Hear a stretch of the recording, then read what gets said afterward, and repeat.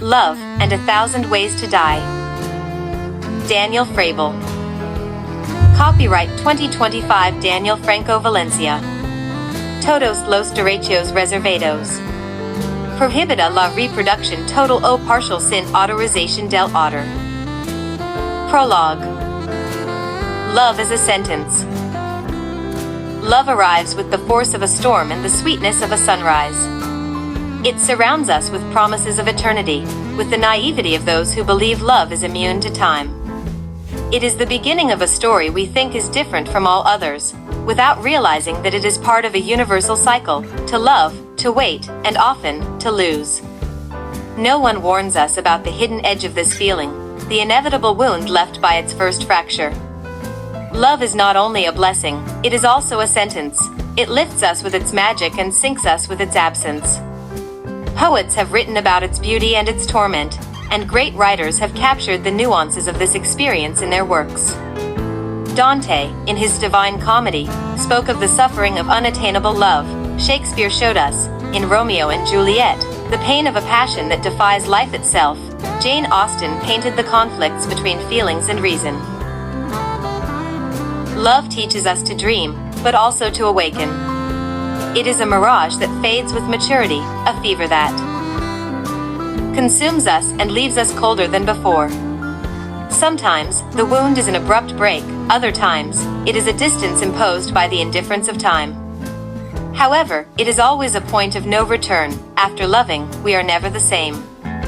Literature is full of loves that were born with the hope of being eternal and died with the certainty of their fragility. Anna Karenina with her tragic passion, Heathcliff and Catherine in Wuthering Heights with their love that transcends death, Werther with his desperate devotion. All of them remind us that love is also a sentence, a force that consumes us and transforms us.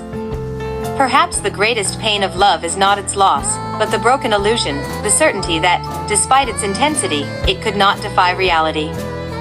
But in that pain also lies the seed of something new, the possibility of loving in another way, of learning to live with the scars left by love, which will inevitably accompany us forever. Chapter 1: The First Wound. First love and the illusion that it will last forever, until reality shatters the fantasy. First love arrives like a whisper, like a gentle breeze slipping through the cracks of innocence. It's a tremor in the hands, a leap in the chest, an absurd certainty that this feeling will last forever. It doesn't matter how many books we've read, how many warnings we've heard, when first love touches us, it makes us feel invincible. But reality does not honor promises made with closed eyes and an open heart. The first wound does not come with knives or sharp words of hatred. It is more subtle, almost imperceptible at first. It hides in a message that takes too long to arrive, in a gaze that no longer shines the same, in a kiss that feels mechanical. Love, which once seemed as solid as marble, begins to crack in tiny details until one day, without warning, it shatters into 1,000 pieces. The pain of that first wound is a cruel baptism. It is the moment when the soul discovers that it can crumble for someone else, that it can feel a void so deep it seems impossible to fill. The days become echoes of what they once were, songs sound different, shared places turn into personal ruins. And at the center of it all, the question that consumes us: how is it possible that something so immense disappeared so quickly? But love, like life, needs no logic. Memories hurt because they are still alive, because in our minds, we are still the same people who once swore eternity without knowing that eternity does not exist. Over time, we learn that the first wound never fully disappears, that there will always be a scar that burns with certain songs, certain scents, certain nights when nostalgia reminds us of who we once were.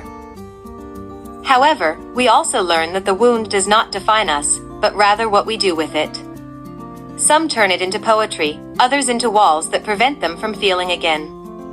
But all of us, without exception, learn that love is beautiful, but it is also a battlefield. And first love, no matter how pure it seems, is just the first of many lessons. Because after the first wound, we are never the same again. The story of our first wound is written in fragments of memories. The innocence of a shared smile in a park, the certainty of intertwining fingers with a loved one, believing that nothing could ever break that bond. Every conversation, every whispered secret, becomes a witness to an illusion that seemed unbreakable. And then, the day comes when something changes. There are no screams, no storms, just a silent distance that begins to grow. Messages become less frequent, conversations lose their spark, and the laughter that once filled the afternoons now feels forced. It is a slow detachment, a fracture unnoticed until it is too late. First love teaches us that goodbyes can be invisible. That sometimes, someone leaves long before they say farewell. And when the moment finally arrives to face reality, we realize we have been holding on to something that no longer exists. We are left with unanswered questions, with sleepless nights replaying every moment, searching for the exact instant when everything began to fall apart. We cling to memories as if they were lifeboats, not realizing that all they do is sink us further. First love leaves an indelible scar because it forces us to confront the fragility of emotions. It makes us see that love is not a fairy tale and that wanting something is not enough to make it last. We learn that some loves come into our lives only to teach us how much it hurts to lose. But we also learn something else: we survive. We rise again, even if at first, our steps are unsteady. We learn to live with absence, to find beauty in melancholy. And with time, we discover that even the deepest scars can become part of our story, witnesses to our ability to love and to heal. Because the first wound changes us, but it also prepares us for everything that comes next. Chapter 2: The Echo of Absence. The second wound is no less cruel than the first. If anything, it is quieter, more calculated. It does not take us by surprise, but it wounds us with the precision of a finely sharpened blade. By now, we know that love can also crumble, that eternity is merely a convenient illusion, yet we keep falling into its trap, convinced that this time will be different. Love returns, because the heart, despite its scars, keeps beating with the hope of finding refuge in another body, in another story. We give ourselves once more, but this time with the awareness that love is a double-edged sword, that within its beauty, the possibility of new pain is always lurking. And still, we dive into it as if throwing ourselves into the ocean without knowing how to swim, believing that the water will hold us up simply because we wish it hard enough. But it won't. The second wound does not need betrayals or abrupt farewells. It infiltrates daily life, creeping into the routine that once felt like home but now feels like a cage. It hides in prolonged silences, in gestures that have lost their tenderness, in the certainty that something has broken, even if both pretend not to see it. The echo of absence begins before the departure. It reveals itself in the lack of enthusiasm when sharing a story, in the absence of urgency in sending a message, in indifference disguised as exhaustion. We realize we are losing something, but we cling to what remains, believing that love is endurance, that if we hold on long enough, everything will go back to how it was. But love is not a battle won by sheer persistence. It is a fire that, once extinguished, cannot be rekindled through insistence, only through mutual desire. And when that desire fades, all that remains is habit. The second wound hurts in a different way. It does not take us by surprise like the first. It does not tear our souls apart all at once. Instead, it slowly strips us of hope. It teaches us that not all stories have dramatic endings. Some simply dissolve into monotony until there is nothing left of what once was love. And so, we learn that some loves die without a sound, that some goodbyes do not need words, that indifference is the quietest of killers. We come to understand that not all scars are visible, some remain in the soul, lingering in silent nights where the echo of what we once were haunts us like a ghost. But we also learn that love, even when it wounds us, remains our reason to move forward. That each wound shapes us, makes us wiser, more aware of how fleeting emotions can be. And that despite the pain, there is always the possibility of loving again, though this time, with the certainty that even the most intense loves can fade away like a whisper in the wind. Because absence is not just the departure of someone, it is the slow death of what we once believed to be eternal. Chapter 3: The Third Scar. For those who have loved and lost, love becomes a specter, an echo that repeats itself in every new story. The third wound is neither abrupt nor surprising. It is the confirmation that love is also a trap from which no one emerges unscathed. After the second wound, we believe we have understood everything. We promise ourselves to be cautious, to analyze every word, to measure every gesture, to avoid falling into the same abyss. But love is deceptive, and before we realize it, we have already taken the leap once more. This time, the wound does not come from betrayal or indifference but from the routine of life itself. Time, with its relentless advance, erodes even the most passionate fire. What was once flames now feels like embers. What was once laughter is now uncomfortable silence.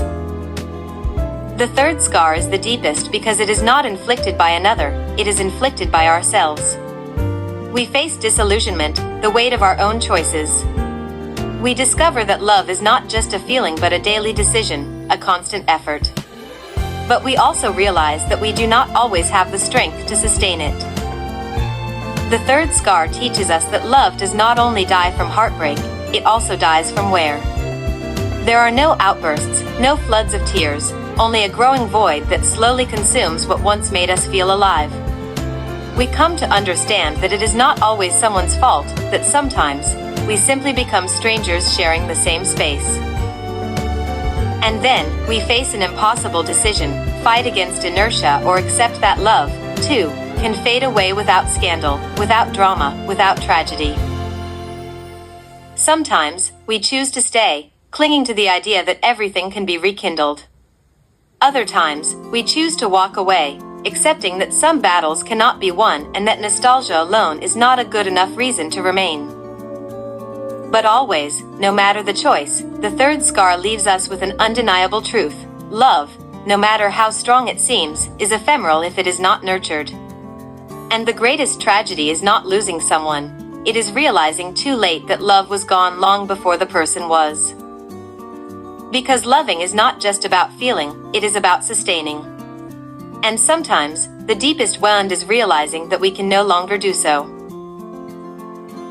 We learn that love also transforms into memory, into a whisper in the back of our minds that haunts us during sleepless nights. We find ourselves revisiting old messages, wondering when the decline began. We cling to objects that once seemed insignificant but now serve as silent witnesses to who we used to be. Over time, we understand that love cannot be forced, that once it has worn thin, there is no way to repair it without the will of both hearts. But we also come to realize that pain is never in vain, that every scar shapes who we are, that in every lost love, there is a lesson preparing us for the next. And so, the third scar does not only speak of loss, it also speaks of the possibility of a new beginning. It teaches us that love, no matter how much it hurts, is the force that propels us forward. Because even after so many wounds, we keep searching, we keep hoping that this time, it will be different. Perhaps, in the end, that is the greatest proof of our strength, the ability to keep loving, even knowing it might hurt again. Chapter 4: The Wound That Won't Heal.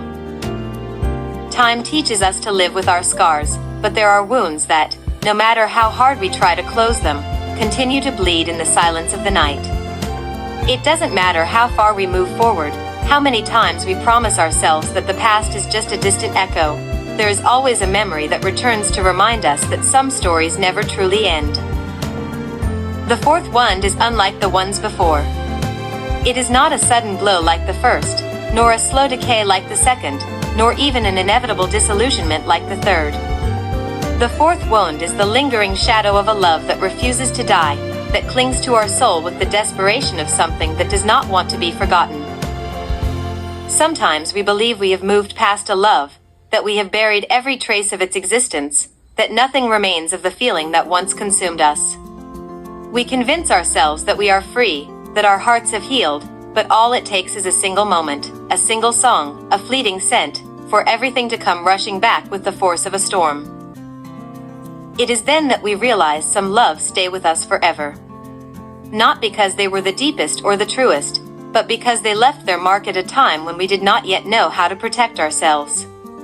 Because we gave ourselves without reservation, without fear, without the caution that now defines us. The fourth wound forces us to face a truth we try to ignore. Some absences can never be filled. We may find new people, write new stories, open our hearts to new loves, but there will always be a void that no one else can occupy. Not because we want it that way, but because some connections defy time, embedding themselves in our essence and staying with us even when we believe we have left them behind. The problem with the fourth wound is not just nostalgia, it is the illusion that things could have been different. We torment ourselves with questions that have no answers, with alternate realities that never came to be, with the possibility of a fate rewritten. And in that process, we trap ourselves in a web of thoughts that keep us from moving forward. There is no formula for closing a wound like this. No exact amount of time, no words that can lighten the weight of what we feel. The only thing we can do is learn to live with it, to accept that some scars do not fade but instead become part of our story. Perhaps the real lesson is not in forgetting, but in learning how to carry the memory without letting it destroy us. In transforming the pain into something greater, in using it to grow, to create, to understand that even if some wounds never close, that does not mean we cannot move forward. Because in the end, love is not just joy or suffering, it is the sum of everything we have lived. And every wound, no matter how deep, is proof that we once felt something real, something that was worth it. And perhaps, just perhaps, that is enough to keep searching. Chapter 5: The Light in the Scars. Over time, we learn that love is not only a source of wounds, but also a reflection of our ability to be reborn. Each scar is a testament to something that transformed us, a moment when we dared to feel, to surrender, to believe that love could be eternal. We spend so much time analyzing the pain that we forget to recognize the flashes of beauty that love has left us. Because despite the farewells, the wear and tear, and the wounds that refuse to close, love has also given us moments of pure happiness, moments when the world seemed to stop just for us. Love teaches us to see life with different eyes, to find beauty in the simple, to share who we are without fear. It gives us laughter in the middle of the storm, embraces that rebuild us, glances that make us feel understood without the need for words. It shows us that, despite the pain, it is worth the risk. Perhaps the greatest lesson of love is not in its permanence, but in its ability to make us better. It forces us to grow, to face our fears, to discover what we are made of. And when a love leaves, it leaves us with the certainty that we were capable of feeling something so great that it changed us forever. The fifth scar no longer hurts like the others.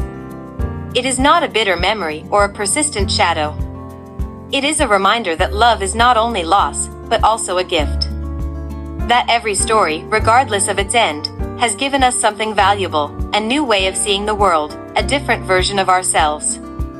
Because even when love ends, what we lived is never lost. It stays in the shared laughter, in the songs that made us dance, in the kisses that made us feel alive. It stays in the way we learned to trust, in the courage it gave us to start over. And so, love stops being a curse and becomes a bridge. An opportunity to love again, with more awareness, with more gratitude, with the certainty that each scar is also a testimony that we keep moving forward. Perhaps the greatest proof of our strength is this, the ability to keep believing in love, despite everything. To open our hearts once more, to allow ourselves to feel without fear. Because in the end, loving is still the most beautiful thing we can do. And even though love has made us fall 1,000 times, we will always find a way to get up and walk toward it once again. Chapter 6: The Rebirth of Love. After so many wounds, after each fall and each scar, there comes a moment when we understand that love is not only a source of pain, but also a reason to move forward. We learn that love, though fragile, never disappears completely. It transforms, reinvents itself, becomes wiser. We discover that loving is not a curse, but a privilege. We realize that true love is not the one that promises eternity without conditions, but the one that accepts imperfection, the one that chooses to stay even when the fire of passion fades and gives way to something deeper, complicity, calm, the certainty that we can be ourselves without fear. We reconnect with the version of ourselves that we thought was lost, the one that is not afraid to take risks, that understands that every experience lived, every person loved, has left an indelible mark on us. We dare to look at love with new eyes, not as a force that consumes us, but as an energy that drives us, gives us strength, renews us. Love is reborn when we understand that it is not about finding someone who completes us, but about sharing our journey with someone who inspires us to grow. We leave behind idealizations, impossible expectations, and learn to value the small moments, a sincere conversation, a look that says it all, a shared laugh on an ordinary day. In this rebirth, we understand that love does not only live in the initial passion or in grand declarations. It lives in the details, in patience, in mutual commitment. It is found in words of encouragement when everything seems to crumble, in the hand that reaches out when we think we are alone, in the peace we feel when we are with someone who understands us without needing explanations. And so, without realizing it, we find ourselves loving again. Perhaps with a little more caution, but with the same intensity, with the same capacity to give. Because, despite everything, we still believe in love. And that, more than a weakness, is our greatest strength. Love, when it is reborn, is not a repetition of what we have already lived. It is a new opportunity, a new chapter written with the certainty that every story has prepared us for this moment. And, in the end, that is what truly matters, moving forward, with an open heart, ready to love once more. We realize that love also transforms us. It makes us evolve, forces us to confront our own shadows and to illuminate what had been left in the dark. It teaches us the importance of empathy, of understanding, of the shared silences that say more than 1,000 words. Sometimes the rebirth of love happens in the most unexpected places. Maybe in a new glance, in a friendship that grows without hurry, in a relationship that reminds us that love is not just a moment of passion, but a constant building, a commitment that is reaffirmed every day. Reborn love does not seek perfection, but authenticity. It accepts imperfections, flaws, the scars of the past as part of the journey. It allows us to let go of the fear of making mistakes, of being vulnerable, of showing our essence without fear of judgment. In the end, loving again is not just finding someone else. It is also reconciling with what we have lived, making peace with our own wounds, and allowing ourselves to feel without the chains of the past. Because love, in its purest form, is the willingness to open ourselves to the possibility of happiness, no matter how many times we have fallen before. Chapter 7: The Shadow of Memory. Love leaves marks, some subtle and others impossible to ignore. Not all wounds bleed, but many pulse deep within the soul, reminding us that love and pain are two sides of the same coin. After love's rebirth, it may seem like everything is in the past. That the scars have healed and we are ready to write a new story without the weight of what once shattered us. However, in the corners of memory, there are always shadows, flashes of a past that refuses to fade completely. The shadow of memory is the echo of a laugh that no longer belongs to us, a voice that appears in dreams uninvited, a scent that awakens sensations we thought were forgotten. It's not that we wish to go back, but the mind is treacherous and the heart, even more so. Sometimes, without warning, we find ourselves searching for familiar faces in unfamiliar crowds, waiting for messages we know will never come, wondering if in some alternate reality things could have been different. The past is a cruel mirage.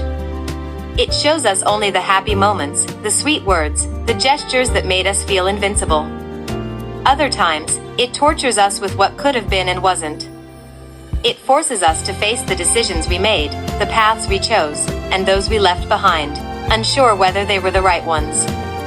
The greatest danger of the shadow of memory is its ability to make us doubt the present. It pushes us to compare, to measure each gesture of a new love against the intensity of a past that no longer exists. It makes us wonder if we've truly healed or if we've simply learned to live with the pain. But the truth is that remembering is not a sign of weakness. It's a reminder that we have lived, that we have loved with all that we had, that every wound is a testament to our capacity to feel. The key is not to erase the past, but to learn to look at it with gratitude, without allowing it to consume us. Love, when it's true, does not fear the shadows.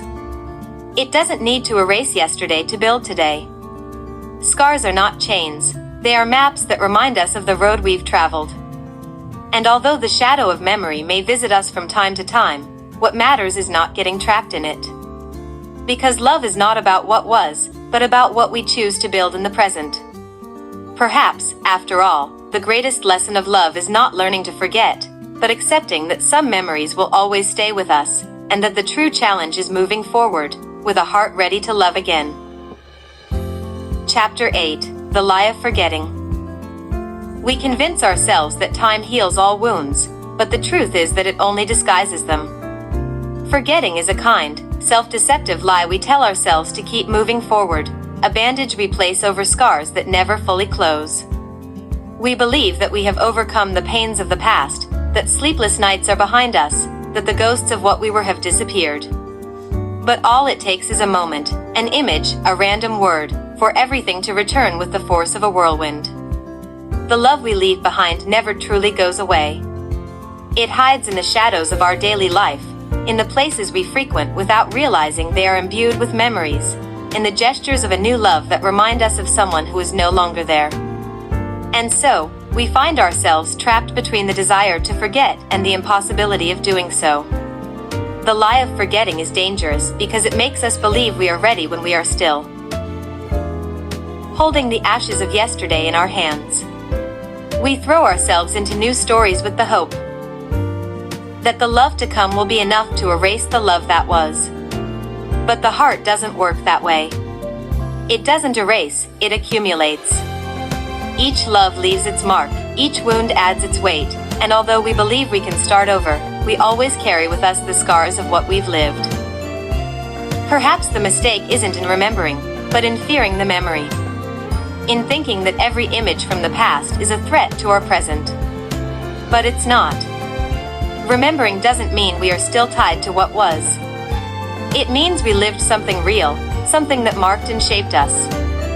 And perhaps, accepting that forgetting is impossible is the first step in truly moving forward. Because love doesn't die with distance or with the passage of time. It only changes form, transforming into a distant echo that, though it no longer defines us, will always accompany us. Chapter 9: The Price of Loving. Loving has never been free. Every story has its cost, every act of giving leaves an unpaid balance.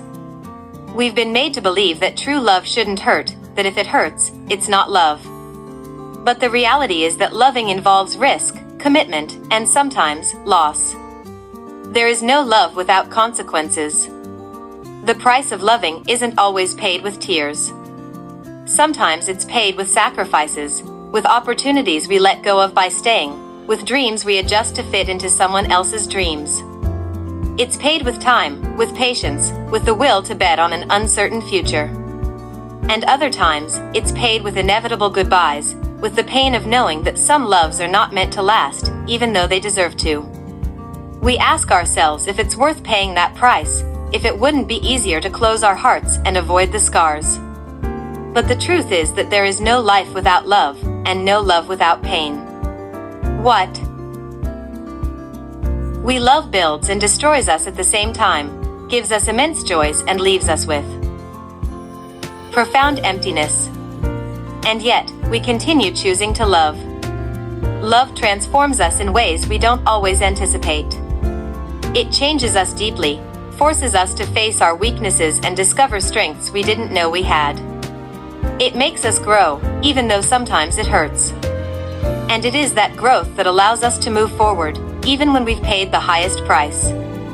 The true price of love is not the pain it leaves, but the mark it leaves on our soul. We learn to be more human, more understanding, more aware of life's fragility and the importance of every shared moment. And when we understand that, we realize that loving, despite everything, is still the best decision we can make. Because, deep down, love gives us much more than it takes. It gifts us memories that last, experiences that enrich us, and the certainty that, no matter how much it hurts, there will always be a new love waiting to be discovered. Chapter 10: The Last Wound. Loving is learning to say goodbye. We knew it from the beginning, but we clung to the illusion that this time it could be different, that we could challenge time and the inevitability of goodbye. But love, as beautiful as it is, always finds its end, and with it comes the last wound. It's not like the others. It's not the cruel surprise of the first, nor the slow wear of the second, nor the deep scar of the third. It's not the persistent shadow of the fourth, nor the lie of forgetting from the fifth. The last wound is a revelation, a serene acceptance of what has been and what can no longer be. It's the recognition that we loved with everything we had, that we fought to hold on to a feeling that was slipping through our fingers, and that, in the end, we also learned to let go. Love has taught us so many things. It has shown us the sweetness of beginnings, the intensity of passion, the beauty of complicity. But it has also forced us to face our shadows, to see ourselves in the reflection of another and discover all that we are capable of giving and losing. It has taken us to the abyss and made us rebuild ourselves, to be new, to be reborn again and again, even when we thought there was nothing left. The last wound doesn't seek answers or cling to questions. It doesn't torment us with the what if, nor does it force us to relive what no longer exists. It simply exists, quietly, accompanying us on the final journey of this story. And with it, peace also arrives. Because, in the end, it's not about forgetting or erasing what has been. It's about being grateful. About understanding that each love left us something valuable, that every scar is proof that we were alive, that we dared to feel, that we were brave. It's about looking forward without fear, without resentment, without the weight of what could have been. Because, in the end, love is not just a sentence, it's also a gift. The last wound is not healed with tears or empty promises. It's healed with time, with the certainty that what we had was real and that, although it ended, it was never in vain. It's healed with the understanding that love is not measured in duration, but in intensity, in the way it transformed us, in the way it taught us to live. And so, with the last wound, the end also comes. Not an abrupt or tragic end, but a natural closure, a farewell without dramatics. A goodbye that doesn't hurt as much as we imagined. Because we know that, deep down, love never truly leaves. It stays in the memories, in the echoes of shared laughter, in the lessons we carry with us. It stays in us, in the person we became because of it. And so, without fears, without regrets, we move forward. Because, after all, loving will always have been worth it. Chapter 11: The Beauty of Love, Even in Pain. Love, even when it hurts, is a gift. It is the proof that we once felt intensely, that we dared to open our hearts without fear of the consequences. There is no pain in love that hasn't been preceded by immense joy, by the euphoria of discovering ourselves in the reflection of another, by the magic of sharing moments that transformed our existence. Love teaches us to see life with different eyes, to celebrate the sweetness of small details, an unexpected caress, a laugh shared on a gray day, a conversation that lasts until dawn. It shows us that we are capable of giving, of caring for someone else more than ourselves, of building moments that stay tattooed in our memories. It is true that loving also means losing, that goodbyes are inevitable, that sometimes the heart breaks in the attempt to hold on to something that is fading. But even in those moments, love remains beautiful. Because it gifts us with lessons, strengthens us, allows us to discover that we are more resilient than we thought. It forces us to grow, to evolve, to understand that each story, no matter how fleeting it may have been, had a purpose in our lives. Love changes us in ways we don't always see immediately. It leaves invisible marks that, far from being painful scars, are memories of when we allowed ourselves to feel without reservation. It shows us that there is beauty in vulnerability, that being fragile doesn't make us weak, but human. That every tear shed was the echo of a laugh shared, that every absence is a testimony to a presence that once made us happy. Love, when it is true, is not measured by its duration, but by how it transformed us. It doesn't matter if it was a fleeting moment or a long journey, if it ended in a goodbye or an eternity shared. What matters is that it existed, that it made us feel alive, that it left a spark in us that will always remind us of how beautiful it is to give ourselves unconditionally. Loving is an act of bravery. It's not easy to risk the possibility of pain, but we do it again and again, because we know it's worth it. Because there is no wound that can't be healed, no sadness that can't be transformed into gratitude. Because in the end, when we look back, we won't remember the pain with bitterness, but with the certainty that each love made us who we are. And so, love, no matter how much it hurts, will remain our greatest blessing. Because in its essence lies the grace of life itself, to feel, to share, to learn, to grow. And, above all, to keep loving, without fear, without reservation, with the certainty that every love, whether brief or eternal, leaves in us the unforgettable mark of its beauty. Epilogue: Love doesn't die, it survives us. We were taught to think of love as a story with a clear ending. We win or lose, it stays or leaves, it saves or destroys us. But what they never told us is that love isn't measured in terms of permanence. It's not an object to be stored away, nor a flame that should be extinguished forever. Love, even when it seems to have died, never ceases to exist. It survives us. Because love is not reduced to someone's physical presence, nor does it fade with the final goodbye.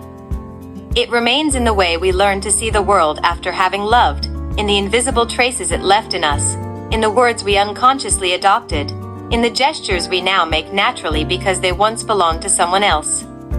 We cling to the idea that love is lost, that it breaks into 1,000 pieces and disappears into the distance. But love doesn't go anywhere. It changes form. It transforms into memories, into songs that evoke nights gone by, into scents that awaken dormant emotions. It becomes a murmur in the back of our minds, a voice that quietly accompanies us, an echo that resonates in every new encounter, in every story we build after having loved and lost. It's not true that love kills us. It reinvents us. It destroys us and rebuilds us. It makes us doubt everything, only to teach us that, even after the scars, we are still capable of feeling. We keep searching, we keep betting, we keep choosing love again and again, as if we've never fallen before. And yes, it hurts. It hurts when it leaves. It hurts when it cools. It hurts when, despite everything, something remains in us that refuses to let go. But in that pain, there is also beauty, because it reminds us that we were able to live it. That there were moments when we felt immortal, when time stopped, and the entire world boiled down to a couple of looks that said everything. Love is both a trap and a salvation. It is both torment and comfort. It makes us dream of the impossible, only to force us to accept reality with empty hands.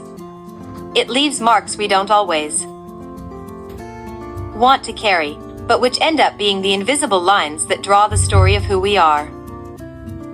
And then, when we believe that love has ended forever, when we think there's nothing left to feel, that we've reached the limit of our capacity for giving, something unexpected happens. We find ourselves loving again. Maybe not the same way. Maybe with more caution, less urgency, with the wisdom of someone who has already felt the sharp edge of the wound. But we keep loving. Because love has no ending, it only has pauses between chapters. This book doesn't end with the death of love, because love doesn't die. It reinvents itself, it folds in, it hides in the shadows until it decides to show itself once more, in another body, in another story, in another moment that will make us feel that everything, absolutely everything, was worth it. No matter how many times it made us fall, we're still here, standing, with hearts full of scars and the certainty that, no matter what happens, we will always choose to love once again. And that, more than anything else, is what makes us human. Synopsis: Love, and 1,000 Ways to Die. Love lifts us up and destroys us, promises us eternity and leaves us with scars. It makes us feel invincible until it breaks us. But what happens after the first tear? What remains when love transforms into absence? In these pages, Daniel Fraball takes us on a visceral journey through the wounds of love, the first broken illusion, the silent wear and tear, the inevitable goodbye, and the persistent shadow of what once was. With raw and poetic prose, the author dissects love in all its forms, stripping it of fairy tales and showing it as it truly is, beautiful, fleeting, devastating, and yet, always reborn. But this is not a book about the death of love. It is a manifesto about its endurance, about how it survives even when we believe we have lost it. Because love doesn't die with a goodbye, it transforms into the story that inhabits us, into the scars that teach us to love better, with more truth, with more courage. Love, and 1,000 Ways to Die is a work that breaks paradigms, that hurts and heals at the same time. It is the reminder that, no matter how many times we fall, we will always choose to love once again. And that, after all, is our greatest proof of strength.